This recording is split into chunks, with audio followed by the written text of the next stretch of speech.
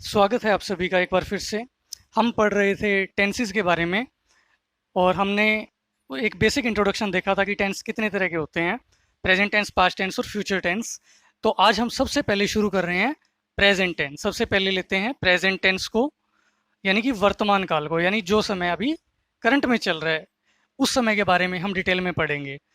हर एक टॉपिक को, हर एक टेंस के पार्ट को जो है बिल्कुल डिटेल में पढ़ेंगे, जिससे कि आपको जो है बिल्कुल बारीक तरीके से, बिल्कुल गहराई से आपको हर एक चीज़ क्लियर हो सके, बिल्कुल अच्छे से आपको समझ में आ सके। क्योंकि ये बिल्कुल बेसिक और आधारभूत टॉपिक है जो आपकी नींव को बनाता है इंग्लिश की।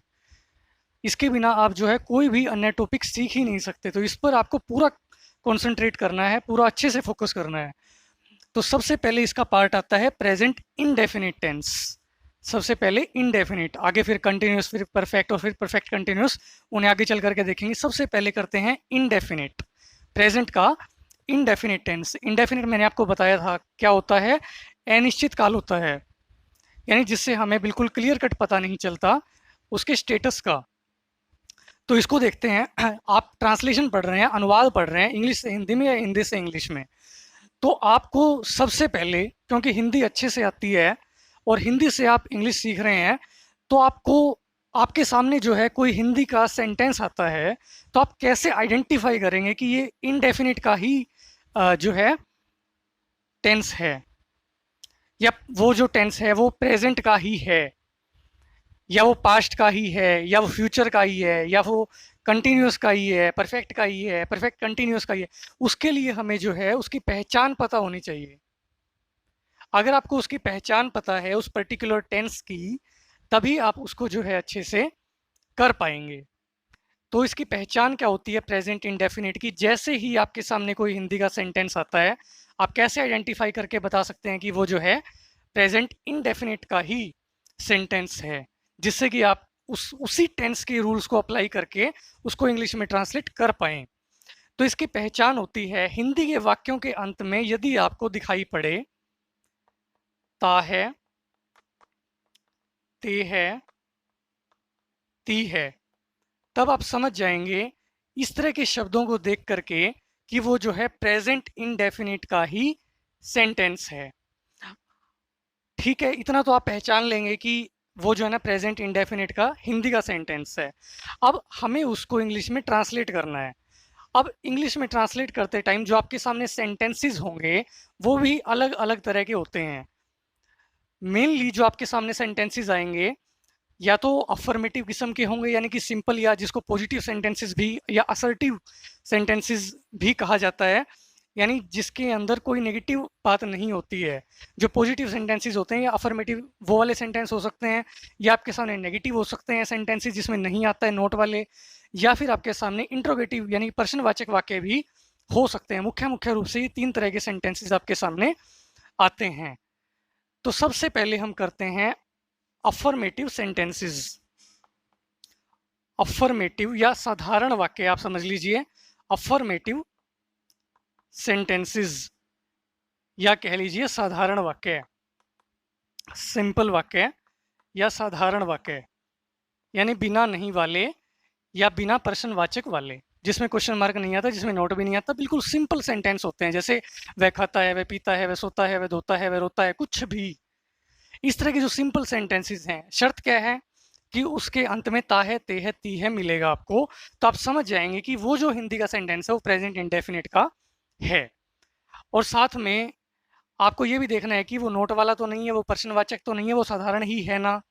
अगर वो अफर्मेटिव है यानी कि साधारण वाक्य है, तब आप क्या करेंगे, किस प्रकार से उसको जो है इंग्लिश में कन्वर्ट करेंगे। उसके लिए एक स्ट्रक्चर देखते हैं। स्ट्रक्चर, स्ट्रक्चर क्या होता है? संरचना या ढांचा। आप कोई भी लैंग्वेज पढ़ते हैं, उसके अंदर जितने भी सेंटेंसेस आते हैं उसका एक बेसिक फॉर्मूला होता है, एक स्ट्रक्चर होता है। आप चाहे हिंदी में पढ़ रहे हो चाहे आप इंग्लिश में पढ़ रहे हो, उसका एक बेसिक स्ट्रक्चर होता है किसी भी सेंटेंस को फॉर्मुलेट करने का। इंग्लिश का बेसिक वो स्ट्रक्चर क्या है? S plus V plus O, subject plus verb plus object. Subject क्या होता है? कर्ता, यानी काम को करने वाला। वर्ब क्या होती है? क्रिया, यानी जो भी आपका एक्शन चल रहा है, जो भी आपका काम चल रहा है वो आपकी वर्ब है। वर्ब जो है 3 तरह की होती है, फर्स्ट, सेकंड और थर्ड, वो आगे देखेंगे। ऑब्जेक्ट, ऑब्जेक्ट क्या होता है? कर्म, यानी किए गए काम का जिसके ऊपर प्रभाव पड़ता है वो कर्म होता है। जैसे कि अगर मैं हिंदी का कोई सेंटेंस लेता हूँ, मान लीजिए ये है, राम आम खाता है। राम आम खाता है, ता है आ रहा है इसके पीछे, यानी कि ये प्रेजेंट इंडेफिनिट का है। चलो एक बार इसको छोड़ देते हैं, एक स्ट्रक्चर की बात करते हैं, मूलभूत जो संरचना होती है, बेसिक जो स्ट्रक्चर होता है उसकी बात करते हैं। ये भी सेंटेंस को ध्यान से देखते हैं। यहाँ पर राम आम खाता है, खाने वाला कौन? राम, यानी खाने का काम करने वाला कौन है? राम है। तो राम क्या हो गया? कर्ता, यानी काम को करने वाला, यानी कि ये क्या है? सब्जेक्ट है। काम क्या किया जा रहा है? खाने का। तो ये खाना क्या हो गई? क्रिया, यानी कि वर्ब, जो भी एक्शन चल रहा है। और किए गए कार्य का प्रभाव किसके ऊपर पड़ रहा है, या जो भी काम किया जा रहा है वो ये है, यानी खत्म तो आम हो रहा है ना, यानी किए गए कार्य का प्रभाव इसके ऊपर पड़ रहा है। तो ये क्या हो गया? इसको खाया जा रहा है, यानी कि ये है हमारा ऑब्जेक्ट, यानी सब्जेक्ट, वर्ब और ऑब्जेक्ट। हिंदी का भी अपना एक स्ट्रक्चर है। यहाँ पर आपने देखा कि सबसे पहले आया था हिंदी के सेंटेंस में कि सब्जेक्ट आया, फिर ऑब्जेक्ट आया और फिर वर्ब आई। सब्जेक्ट, ऑब्जेक्ट और वर्ब, ये तीन आए, जिससे मिलकर के ये हिंदी का सेंटेंस फॉर्मुलेट हुआ है। इसी तरह से इंग्लिश के अंदर क्या होता है? सबसे पहले सब्जेक्ट आता है, लेकिन उसके बाद वर्ब आती है, यानी ये वाली वर्ब आएगी। सब्जेक्ट यहाँ आ गया था, इसके बाद वर्ब आएगी, और ये ऑब्जेक्ट जो है बाद में आएगा इंग्लिश में। ये इसका एक बेसिक सा स्ट्रक्चर है। सब्जेक्ट हमेशा होगा ही होगा किसी भी सेंटेंस में। वर्ब के बिना भी कोई सेंटेंस कंप्लीट नहीं हो सकता। कोई क्रिया ही नहीं होगी तो सेंटेंस नहीं बनेगा, अकेला सब्जेक्ट रह जाएगा। ऑब्जेक्ट का होना कोई कंपलसरी नहीं है, ये हो भी सकता है और नहीं भी हो सकता। यानी राम आम खाता है, ऐसे भी हो सकता है। राम खाता है, इतना भी हो सकता है। यानी ऑब्जेक्ट का होना कोई कंपलसरी नहीं है। राम खाता है, ये भी सेंटेंस है, कंप्लीट सेंटेंस है अपने आप में। तो ये एक बेसिक स्ट्रक्चर है। और इसके अंदर जो है इंग्लिश में वर्ब के साथ में कई बार हेल्पिंग वर्ब भी आया करती है। According to tense, according to sentence, helping verb भी किसी में आती है, किसी में नहीं आती है, और वो हर टेंस में चेंज हो जाती है। तो सब्जेक्ट प्लस हेल्पिंग वर्ब अगर आएगी तो, नहीं आएगी तो सीधा भी हो सकता है, और वर्ब और ऑब्जेक्ट, यानी सब्जेक्ट, वर्ब और ऑब्जेक्ट, ये एक बेसिक स्ट्रक्चर है। ये आपको हर हाल में याद होना ही चाहिए। इसी के आधार पर आप जो भी टेंस पढ़ रहे हैं उसके अंदर इसके स्ट्रक्चर, हेल्पिंग वर्ब बदल बदल करके बदलते रहेंगे हर बार। थोड़े थोड़े छोटे छोटे माइनर चेंजेस होते रहेंगे, हेल्पिंग वर्ब चेंज होती रहेंगी, थोड़ा थोड़ा उसका स्ट्रक्चर जो है बदलता रहेगा हर टेंस में। लेकिन अगर आपको एक टेंस भी अच्छे से आ गया, एक टेंस भी आपने ढंग से समझ लिया, तो आप सारे टेंसेस को जो है बड़े ही इजीली, बड़े ही आसान तरीके से समझ जाएंगे। और उसके लिए आपको किसी भी स्ट्रक्चर को समझने से पहले आपको इस बेसिक स्ट्रक्चर को जरूर ध्यान में रखना है। स्ट्रक्चर हमेशा यही रहेगा हर टेंस में, हर सेंटेंस में, हर प्रकार के सेंटेंस में। बस थोड़े बहुत चेंजेस होते रहेंगे, आगे पीछे चीजें होती रहेंगी, लेकिन बेसिक फॉर्मूला यही रहेगा। बड़ा ही सिंपल सा है, subject plus verb plus object English में। तो स्ट्रक्चर देखते हैं प्रेजेंट इंडेफिनिट का, पर्टिकुलर प्रेजेंट इंडेफिनिट में क्या स्ट्रक्चर बनेगा। चलिए देखते हैं। सब्जेक्ट सबसे पहले यही होता है, उसके बाद subject plus V first plus S या ई एस प्लस ऑब्जेक्ट और फुल स्टॉप। ये स्ट्रक्चर है प्रेजेंट इंडेफिनिट अफर्मेटिव सेंटेंसेस का। Subject plus V first plus S या ई एस प्लस ऑब्जेक्ट और यहाँ पर फुल स्टॉप, क्योंकि साधारण वाक्य है, सिंपल वाक्य है, तो इसमें फुल स्टॉप आएगा। प्रश्नवाचक तो है नहीं, क्वेश्चन मार्क तो इसमें लगा नहीं सकते। अब ये एस या ई एस को मैंने ब्रैकेट में लिखा है। ब्रैकेट जहां भी लगाई जाए किसी भी स्ट्रक्चर में तो आप समझ जाएंगे कि ये ऑप्शनल है, ये कहीं पर आएगा, कहीं पर नहीं आएगा। ये लग भी सकता है according to sentence, according to rules, ये लग भी सकता है और नहीं भी लग सकता। कहाँ लगाएंगे वो हमें देखना है। एस या यस लगेगा वर्ब की फर्स्ट फॉर्म में, लेकिन कब लगेगा? जब हमारा सब्जेक्ट जो है ये थर्ड पर्सन सिंगुलर हो। अगर हमारा सब्जेक्ट थर्ड पर्सन सिंगुलर है तब आप वी फर्स्ट में एस या एस लगा देंगे। अब एस लगाएंगे कि एस लगाएंगे वो भी बताऊंगा अभी। उससे पहले ये देखते हैं कि ये जो थर्ड पर्सन सिंगुलर है इसका क्या मतलब है। अगर हम देखिए लगेगा तो वी फर्स्ट में, वर्ब की 3 फॉर्म्स होती हैं, वो आपको याद करनी पड़ती हैं। ये आपने पढ़ी भी होंगी, अगर नहीं पढ़ी हैं तो आप सबसे पहले वर्ब की फॉर्म्स को भी अच्छे से पढ़ लीजिए, देख लीजिए। जो बेसिक वर्ब की फॉर्म्स हैं वो आपको पता होने चाहिए, क्योंकि ज़्यादातर तो देखिए वर्ब की फर्स्ट फॉर्म का ही इस्तेमाल होता है और सेकंड फॉर्म का इस्तेमाल बहुत ही कम होता है, लेकिन फिर भी आपको पता होना चाहिए। और किसी भी वर्ब की फॉर्म का आपको हिंदी में मीनिंग भी पता होना चाहिए। तो वर्ब की फॉर्म्स तो आपको याद करनी पड़ती हैं, वो तो आपको सीखनी ही पड़ेंगी। तो उन्हें आप देख लीजिए कि कौन सी वर्ब की फर्स्ट फॉर्म है, कौन सी सेकंड है और कौन सी थर्ड है, और उसका हिंदी में मीनिंग भी। एक सिंपल फॉर्म होती है, एक पास्ट फॉर्म होती है और एक जो है पास्ट पार्टिसिपल होता है। 3 वर्ब की फॉर्म्स होती हैं। जैसे कि अगर मैं बात करूं, ईट, ईट का मतलब क्या होता है? खाना। ये वर्ब की फर्स्ट फॉर्म है। इसकी सेकंड फॉर्म होती है ईट और थर्ड होती है ईटन।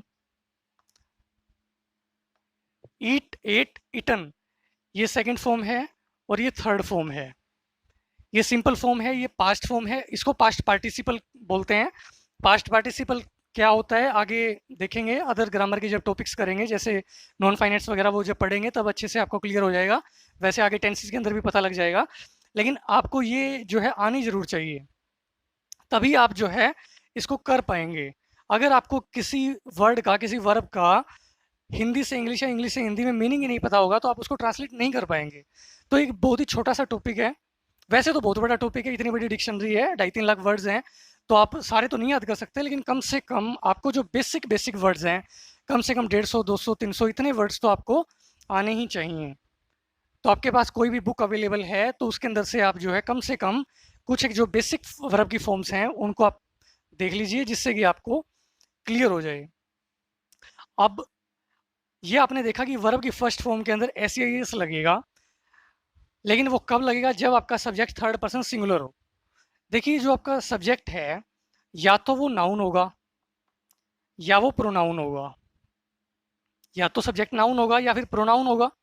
नाउन क्या होता है? संज्ञा। संज्ञा यानी कि नाम, किसी भी व्यक्ति वस्तु स्थान के नाम को जो है संज्ञा कहा जाता है। यानी कोई भी नाम है, चाहे वो आदमी का हो, चाहे वो किसी वस्तु का हो, चाहे वो किसी स्थान का हो, यानी राम, श्याम, मोहन, सोहन, ये भी हो सकता है। पंखा, मेज, कुर्सी, चौक, डस्टर, ब्लैक बोर्ड, ये जो निर्जीव वस्तुएं ये भी हो सकती हैं। स्थान का नाम नाम भी हो सकता है, जैसे कि दिल्ली, मुंबई, कोलकाता वगैरह। कुछ भी जो नाम है वो नाउन होता है। काम को करने वाला, जैसे कि राम, श्याम, मोहन, सोहन, सीता, गीता, बबीता, पपीता, कुछ भी जो है ये सारे के सारे नाम जितने भी हैं वो सारे के सारे नाउन होते हैं। एक मोटा मोटा हम ये देख रहे हैं कि नाउन क्या होता है। वैसे जब नाउन का टॉपिक अगर डिटेल में बाद में करेंगे तब इसको अच्छे से डिटेल में देखेंगे, लेकिन आप इतना समझ लीजिए कि नाउन का मतलब है नाम, यानी काम को करने वाला जो है वो कोई ना कोई व्यक्ति तो होगा ही। अगर वो, जैसे कि यहाँ पर राम है, मान लीजिए कि यही सेंटेंस है, राम आम खाता है, तो यहाँ पर काम को करने वाला या तो राम होगा या राम की जगह पर होगा वह आम खाता है, ऐसे भी हो सकता है। वह आम खाती है, ऐसे भी हो सकता है। सीता आम खाती है, ऐसे भी हो सकता है। सीता अपना कार्य करती है या राम अपना कार्य करता है। सोहन अपना कार्य करता है, सोहन सोता है, मोहन रोता है। यानी काम को करने वाला कोई तो होगा, तो या तो वो नाउन होगा या फिर प्रोनाउन होगा। प्रोनाउन क्या होता है? सर्वनाम, यानी कि जो संज्ञा की जगह पर आता है, यानी नाउन की जगह पर जो शब्द आता है वो प्रोनाउन होता है। जैसे कि वह, जो हमने पहले पिछले वीडियो में प्रोनाउन की एक टेबल पढ़ी थी, पर्सनल प्रोनाउंस की, उसके अंदर आपने काफ़ी सारे शब्द सीखे थे। वो सारे के सारे क्या थे? प्रोनाउंस थे। वो इसकी जगह पर, नाउन की जगह पर आया करते हैं। अगर हम कोई पैराग्राफ पढ़ रहे हैं या लिख रहे हैं तो उसके अंदर हम बार बार एक ही सब्जेक्ट को, जो कि नाउन है, रिपीट नहीं करते। उसकी जगह पर, क्योंकि वो अच्छा नहीं लगता, उसकी जगह पर हम जो है कोई ना कोई प्रोनाउन रख देते हैं। अगर हम 10 लाइनें लिख रहे हैं तो उसके अंदर हर बार राम ये करता है, फिर राम ये करता है, राम जो है खाना खाता है, राम स्कूल जाता है, राम घर आता है, बार बार राम राम राम राम राम ऐसे नहीं करते। हम क्या कर देते हैं? कभी वह बोल देते हैं कि वह स्कूल जाता है, वह अपना कार्य करता है, वह उसका कार्य करता है, यानी बदलते रहते हैं शब्दों को ताकि भाषा की सुंदरता बनी रहे। तो ये जो शब्द होते हैं ये प्रोनाउन होते हैं। ये शब्द क्या होते हैं? प्रोनाउन होते हैं। तो सब्जेक्ट या तो वो नाउन होगा या वो प्रोनाउन होगा। अगर वो नाउन है तो वो हमेशा थर्ड पर्सन ही होता है। अगर वो नाउन है तो यहाँ पर जो भी नाम आया हुआ है, राम, श्याम, कोई भी नाउन यहाँ पर नाम आया हुआ है, वो ना तो मैं हूँ ना ही आप हैं, ना तो मैं हूँ ना ही तुम हो, वो कोई और है, यानी कि वो थर्ड पर्सन ही होगा कोई ना कोई, जिसके बारे में हम बात कर रहे हैं। अगर आपने प्रोनाउन का जो वीडियो था वो नहीं देखा है तो आप उसको देख लीजिए ताकि आपको अच्छे से क्लियर हो जाए, आप इसको अच्छे से समझ पाएंगे उस वीडियो को देखने के बाद। तो अगर वो नाउन है तो वो तो थर्ड पर्सन होगा ही होगा। अगर वो सिंगुलर भी है तो लगा देंगे, यानी कि एक वचन है तो लगा देंगे, यानी एक ही व्यक्ति है काम को करने वाला, तब एस या एस इसके अंदर लगा देंगे। सबसे ज़्यादा गलतियाँ देखिए यहीं पर होती हैं, एस या एस में सबसे ज़्यादा बच्चे जो गलतियाँ करते हैं वो इस एस या एस को लगाने में ही करते हैं। टेंस वो कर देते हैं लेकिन यहाँ पर गलती कर जाते हैं, जिससे कि उनका जो सेंटेंस है वो बिल्कुल गलत बन जाता है। तो आप देखिए अगर वो नाउन है तो पहली बात तो वो थर्ड पर्सन तो होना ही होना है। उसके बाद आप देखिए कि वो सिंगुलर है क्या, यानी कि अगर एक है तो सिंगुलर होगा ही होगा। अगर वो एक से ज़्यादा है, यानी राम और सोहन इस तरह से दिया हुआ है, तब वो प्लूरल हो जाएगा। तो ऐसे केस में ये एस नहीं लगेगा। अब बात करते हैं प्रोनाउन की। प्रोनाउन भी अगर वो थर्ड पर्सन सिंगुलर है तब आप एस या एस लगा देंगे। अब थर्ड पर्सन सिंगुलर प्रोनाउन क्या होता है, इसका मतलब क्या है, इसके लिए वो आपको प्रोनाउन टेबल देखनी पड़ेगी, जो हमने इससे पहले की थी पिछले वीडियो में। एक प्रोनाउन का टेबल का हमने वीडियो किया था, उसके अंदर जो है हमने देखा था। एक बार मैं फिर से थोड़ा सा बता देता हूँ उसके अंदर क्या क्या था।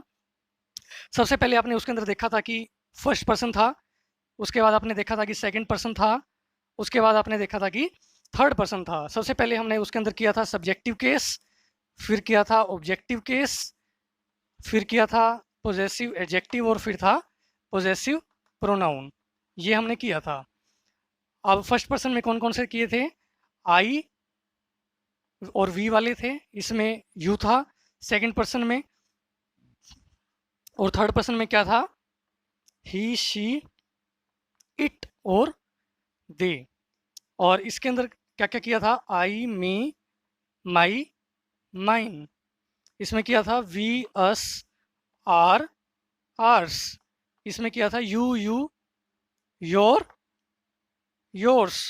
इसमें किया था ही हिम हिज और his, she her her hers. इसमें किया था it it its, they them their और देयर्स। ये हमने किए थे।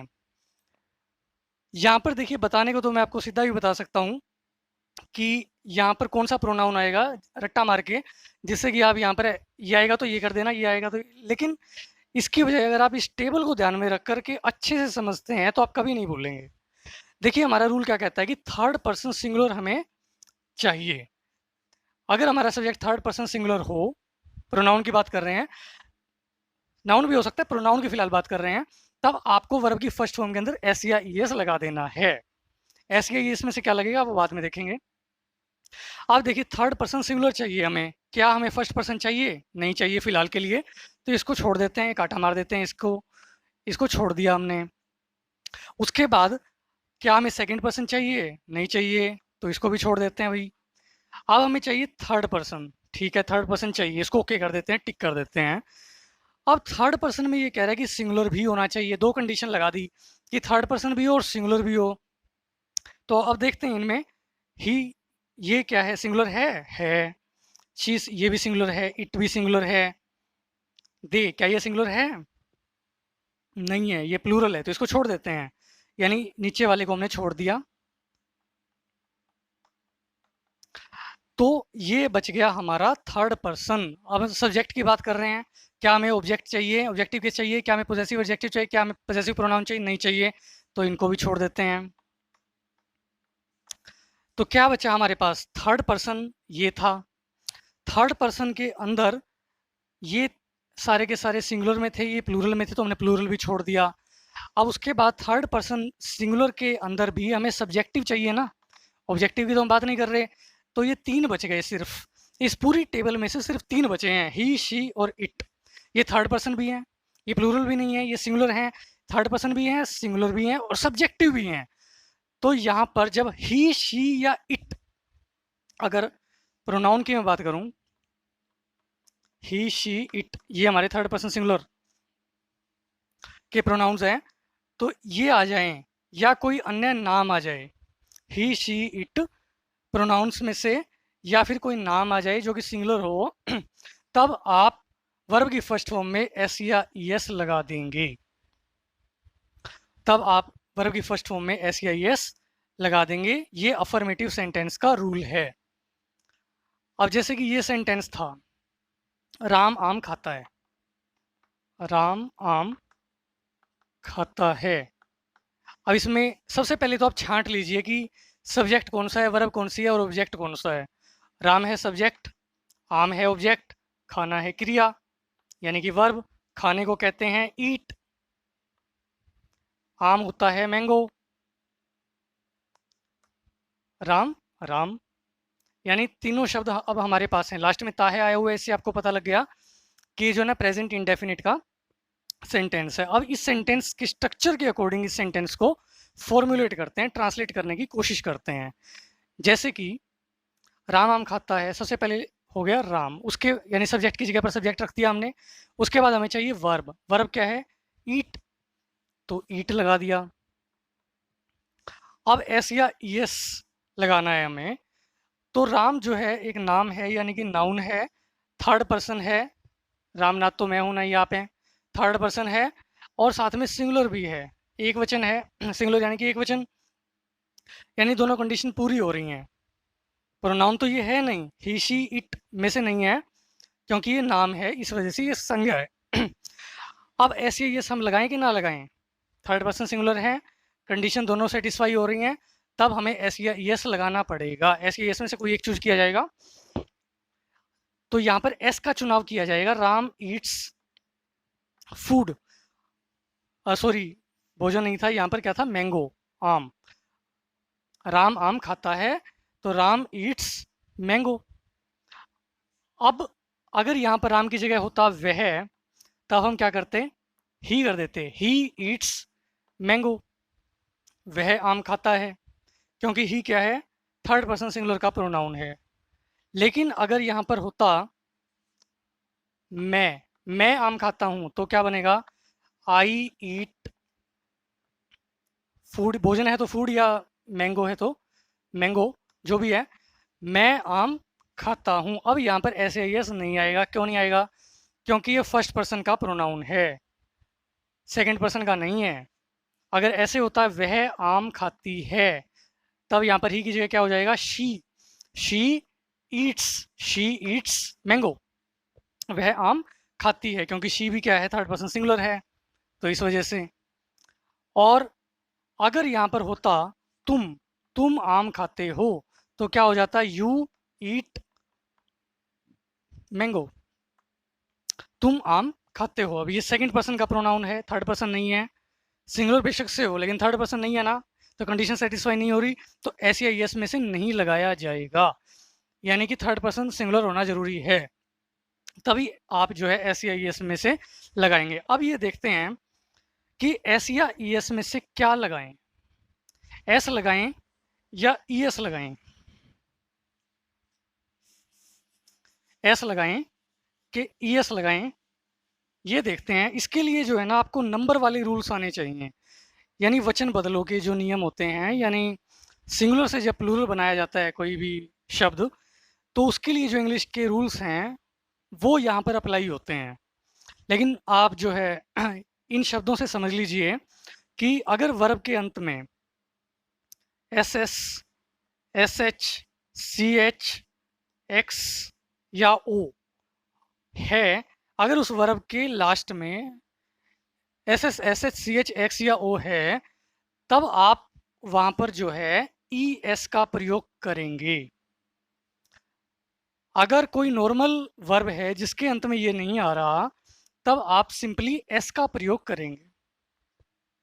ये तो हो गया एस या ई एस का डिफरेंस, कि आपको एस कब लगाना है और ई एस कब लगाना है। अगर वर्ब के लास्ट में वाई है, वाई, और उससे पहले कोई कॉन्सोनेंट आया हुआ है, तब आप वहां पर आई ई एस लगा देते हैं, वाई को हटा करके। वाई जो है वो आई ई एस में कन्वर्ट हो जाता है। कुछ एक वर्ड्स की मदद से, कुछ एक एग्जांपल्स की मदद से इसको देखते हैं,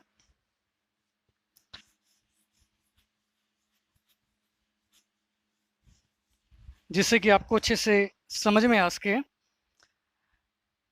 जैसे कि अगर आपके सामने कोई वर्ड आ जाता है, मान लीजिए आपके सामने आ गया, वह तुम्हें याद करता है।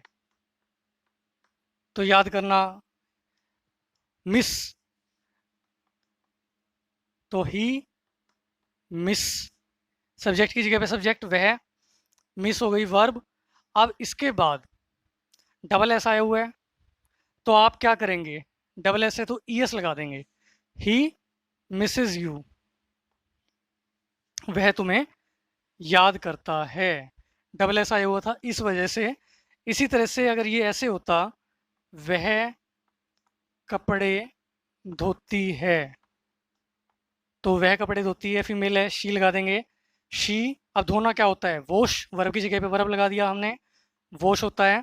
एस एच आ गया, एस एच आ गया, तो ई एस लगा देंगे। शी वॉशिज, थर्ड पर्सन है सिंगुलर है, थर्ड पर्सन है सिंगुलर है, तो शी वॉशिज, कपड़े कर्म है, ऑब्जेक्ट है, शी वॉशिज क्लोथ्स, वह कपड़े धोती है।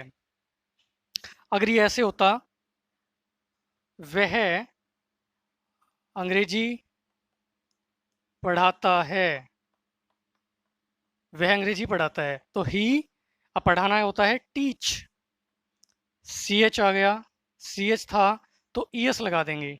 ही टीचेस इंग्लिश, सी एच आ गया।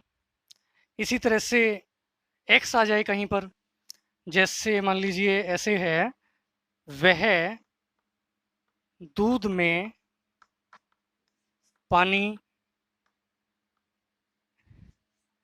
की मिलावट करता है या मिलाता है, कुछ भी कह लीजिए, मिलावट करता है या दूध में पानी डालता है, मिलाता है। तो ही मिलाता है, मिक्स करता है, मिक्स एक्स आ गया, तो ही मिक्सिज वाटर इन मिल्क। एक्स था वर्ब की लास्ट में, तो आपने ई एस लगा दिया, एस या ई एस में से इस तरह से आपने चुनाव करना है। वह बाजार जाता है, तो ही जाना होता है, गो, वर्ब लगाएंगे यहाँ पर, और ओ आ गया, ई एस लगा दिया, ही गोज टू मार्केट। तो इस तरह से गो के बाद में टू प्रेपोजिशन लगा करती है, ही गोज टू मार्केट में बाजार जाता है, इस तरह से आपने चुनाव कर लिया। इसी तरह से अगर किसी वर्ब के लास्ट में वाई आया हुआ है और उस वाई से पहले कोई कॉन्सोनेंट है, तो आप वाई हटा करके आई ई एस लगा देते हैं।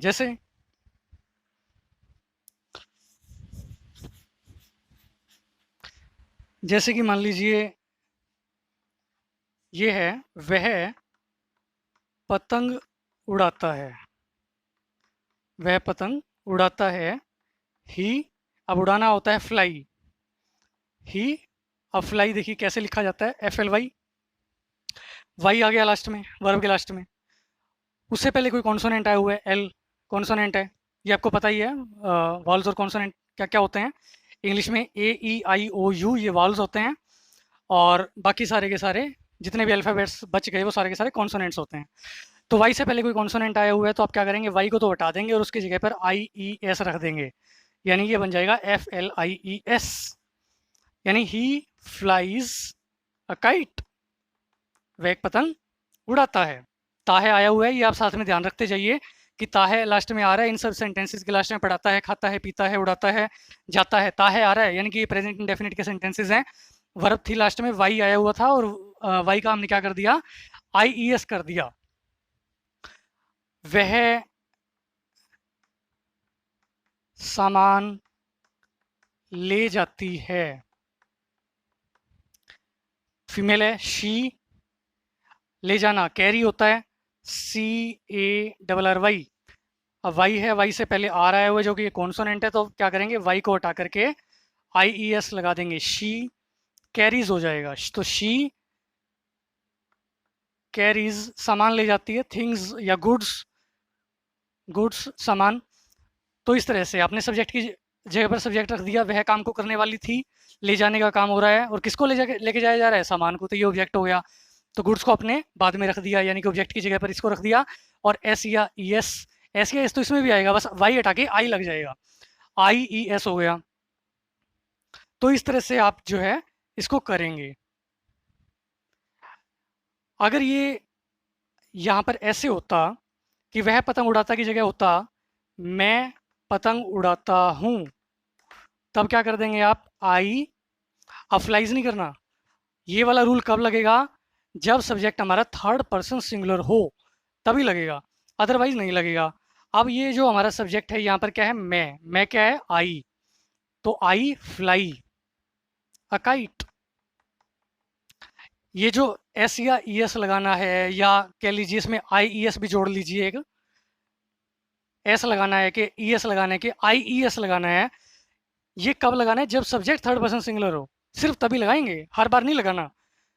यहीं पर सबसे ज़्यादा मिस्टेक्स होती हैं। इसको आपको बड़े ही बारीक तरीके से बार बार जब इसकी प्रैक्टिस करेंगे आप, तब आप जो है बिल्कुल बिना इन रूल्स के भी आप अच्छे से कर पाएंगे, बिना किसी दिक्कत के, बिना किसी परेशानी के। लेकिन इसकी आपको बहुत अच्छे से जो ना प्रैक्टिस करनी पड़ेगी, बहुत सारे सेंटेंसेस लेकर के, अलग अलग वर्ब्स के सेंटेंसेस लेकर के आपको इसकी प्रैक्टिस करनी पड़ेगी। हम भी कुछ एक सेंटेंसेस करेंगे बाद में प्रैक्टिस के लिए, जिससे कि आपको जो है बिल्कुल अच्छे तरीके से दिमाग में बैठ जाए ये बातें। मैं पतंग उड़ाता हूँ, आई फ्लाई ए काइट। इस तरह से अगर ये ऐसे होता, वे पतंग उड़ाते हैं, तो वे क्या होता है, दे। तो दे हो जाएगा दे फ्लाई। अब बहुत सारे लोग हैं तो काइट्स भी बहुत सारे होंगे, बहुत सारे लोग मिलकर के एक पतंग तो नहीं उड़ा रहे होंगे, बहुत सारे लोग हैं तो बहुत सारी पतंगे भी उनके पास होंगी। तो दे फ्लाई काइट्स करेंगे। अब दे फ्लाई काइट्स, काइट्स भी बहुत सारे हैं तो काइट्स कर दिया। अब दे क्या था, थर्ड पर्सन तो है लेकिन सिंगुलर नहीं है, प्लूरल है। तो आप यहाँ पर आई ई एस बिल्कुल भी नहीं लगाएंगे। क्यों नहीं लगाएंगे, क्योंकि थर्ड पर्सन सिंगुलर नहीं है बल्कि थर्ड पर्सन प्लूरल है। तो इस वजह से अब दे फ्लाई काइट्स, यहाँ पर ना तो एस लगेगा, ना ई एस लगेगा, ना ही आई ई एस लगेगा। तो इस तरह से आपको जो है अफर्मेटिव सेंटेंसेस को ट्रांसलेट करना है हिंदी से इंग्लिश में। कुछ एक दो चार सेंटेंस और देख लेते हैं। अभी हमने नेगेटिव या इंट्रोगेटिव सेंटेंसेस नहीं पढ़े हैं, सिर्फ हम अफर्मेटिव सेंटेंसेस पढ़ रहे हैं, साधारण वाक्य। कोई कॉम्प्लिकेटेड सेंटेंसेस नहीं है, ये बिल्कुल साधारण वाक्य हैं। इस पर हम टाइम इसलिए स्पेंड कर रहे हैं ताकि आपको ये वाली जो चीज़ है अच्छे से प्रैक्टिस में आ जाए और आप इसमें यहाँ पर जाकर के गलती ना करें। कुछ एक और सेंटेंसेस देखते हैं, जैसे तुम भोजन करते हो, यानी यू, तुम होता है यू, भोजन करना यानी कि खाना खाना, तो क्रिया क्या हो रही है, खाने की। यू ईट, भोजन क्या होता है, फूड, तो यू ईट फूड। तुम भोजन करते हो, तो यहाँ पर आपने देखा कि ये सेकंड पर्सन था, थर्ड पर्सन नहीं था, ऐसे ये नहीं लगेगा। माली, माली क्या है, नाउन है। पौधों को पानी देता है, माली पौधों को पानी देता है, तो गार्डनर, गार्डनर। अब पानी देना, पानी देना क्या होता है, ये एक वर्ब है पानी देना। पानी देने को बोलते हैं वोटर। देखिए वोटर जो शब्द है, वोटर, वोटर का मतलब पानी भी होता है और पानी देना भी होता है, पानी भी होता है और पानी देना भी होता है। अगर पानी है तब तो नाउन है और पानी देना है तो वर्ब है। तो पानी देने की बात कर रहे हैं यानी गार्डनर। अब देखिए वोटर तो हो गया पानी देना, अब गार्डनर क्या है, नाउन है, थर्ड पर्सन तो ये है ही है, साथ में ये सिंगुलर भी है, गार्डनर्स नहीं है, गार्डनर है, यानी एक माली की हम बात कर रहे हैं। तब हम क्या कर देंगे, गार्डनर वोटर्स, एस लगा देंगे। अब एस तो इसमें लगेगा नहीं, एस एस एक्स या ओ में से तो ये है नहीं, साथ में इसके लास्ट में वाई भी नहीं है जिससे कि आप आई एस में कन्वर्ट कर सकें। तो गार्डनर वोटर्स द प्लांट्स, पौधों को पानी देता है। लेकिन यही सेंटेंस अगर ऐसे होता, माली पौधों को पानी देते हैं, बहुत सारे हैं, यानी बहुत सारे माली पौधों को पानी देते हैं, तब हम क्या कर देते, ये वाला ऐसे यहाँ से तो कट जाता और यहाँ लग जाता, यानी गार्डनर्स, बहुत सारे माली पानी देते हैं। अब क्योंकि ये थर्ड पर्सन तो है, गार्डनर्स थर्ड पर्सन तो है लेकिन प्लूरल है, सिंगुलर नहीं है, इस वजह से यहाँ पर एस नहीं लगेगा, यहाँ पर एस नहीं लगेगा, गार्डनर्स वाटर द प्लांट्स ऐसे बन जाएगा। इसी तरह से अगर ये है, मान लीजिए माता जी कपड़े धोती है, तो मदर कपड़े धोना, धोना क्या होता है, वॉश, तो मदर वॉश, वॉश तो लगेगा ही लगेगा। कपड़े क्या होता है, वॉश द क्लोथ्स। क्या ये सेंटेंस ठीक है? नहीं, गलत है। क्यों? क्योंकि यहाँ पर एस एच आया हुआ है और साथ में माता जी सिंगुलर है, थर्ड पर्सन है, सिंगुलर है, तो एस या एस में से एक लग जाएगा। एस लगाऊं कि ईएस लगाऊं? ईएस लगेगा। क्यों? एस एच आया हुआ है। तो मदर वॉशेस द क्लोथ्स। तो इस तरह से ये सेंटेंस फॉर्मुलेट हो जाएगा। अगर हमारा सब्जेक्ट जो है प्लूरल में होता, तब फिर यहाँ पर ऐसे नहीं होता। माता जी कपड़े धोती हैं होता, मान लीजिए, यानी बहुत सारी माता जी उनकी बात की जा रही है। अगर यहाँ पर ये मदर्स होता, यानी बहुत सारी मदर्स की बात की जा रही है, तब ये एस यहाँ एस या एस जो है यहाँ पर नहीं लगेगा। Mothers wash the clothes. या माता जी की जगह मान लीजिए नौकरानी है, कपड़े धोती है, तब यहाँ पर क्या कर देंगे, मेड। अगर एक मेड है तब तो वॉश कर देंगे। अगर बहुत सारी हैं और यहाँ पर मेड्स है, तब सिर्फ वॉश ही रहेगा, मेड्स वॉश द क्लोथ्स। तो इस तरह से जो है आपने देखा कि जो प्रेजेंट इंडेफिनिट के अफर्मेटिव सेंटेंसेस है फॉर्मुलेट किए जाते हैं।